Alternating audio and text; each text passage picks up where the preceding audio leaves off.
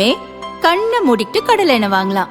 ஏன்னா மந்த்ரா கடலை எண்ணெய் இதயத்தின் தயாரிப்பு. வறுக்க பொரிக்க ஏன் எல்லா சமையலுக்கும் மந்த்ரா தான். மந்த்ரா கடலை எண்ணெய், அபார ருசி, ஆரோக்கியமான உடல் நலம்.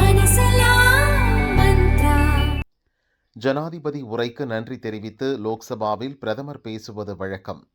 ஜனாதிபதி திரௌபதி முர்முவின் பேச்சுக்கு கடந்த 4ஆம் தேதி மாலை 5 மணிக்கு உரையாற்ற இருந்தார் பிரதமர் மோடி. ஆனால் லோக்சபாவில் நடந்த கூச்சல் குழப்பத்தால் அவர் வரவில்லை. எதிர்க்கட்சி பெண் எம்பிக்கள் பிரதமர் இருக்கைக்கு வந்து தாக்கலாம் என்பதால் பிரதமர் மோடியை வரவேண்டாம் என்று கேட்டுக்கொண்டதாக விளக்கமளித்தார் சபாநாயகர் ஓம் பிர்லா.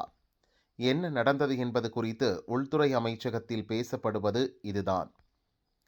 அமைச்சர் அமித்ஷாவிடம் உளவுத்துறை சம்பவத்துக்கு சிறிது நேரம் முன்பு, அதாவது 4ஆம் தேதி மாலை ஒரு பரபரப்பான அறிக்கையை அளித்திருக்கிறது. அதில் பெண் எம்பிக்கள் ஜோதிமணி, சுதா மற்றும் சிலர் சபையில் பிரதமர் மோடி இருக்கைக்கு அருகே வர திட்டம் தீட்டியுள்ளனர்.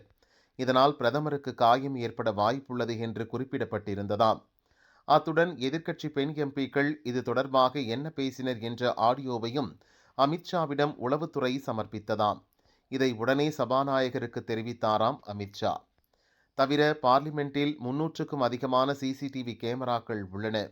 ஒருவர் பார்லிமெண்ட்டுக்குள் வந்து வெளியேறும் வரை அவர் என்ன செய்கிறார் என்பதை AI எனப்படும் செயற்கை நுண்ணறிவு தொழில்நுட்பம் மூலம் இந்த சிசிடிவி தெரிவித்துவிடும். அதை பார்க்கும்போது மாலை 3 மணிக்கு 10 பெண் எம்பிக்கள் காங்கிரஸ் முக்கிய தலைவருடன் பார்லிமெண்டில் ஆலோசனை நடத்தியிருப்பதும் தெரிய வந்தது. இதையெல்லாம் வைத்துதான் பிரதமருக்கு ஆபத்து வரும் என்று சபாநாயகரும் உணர்ந்து கொண்டாராம். எனவேதான் பிரதமர் சபைக்கு வரும் முன்பே நீங்கள் வர வேண்டாம், இங்கு எதிர்க்கட்சிகள் எல்லை மீறி நடந்து கொண்டிருக்கிறார்கள் என்று சபாநாயகர் கூறியிருக்கிறார்.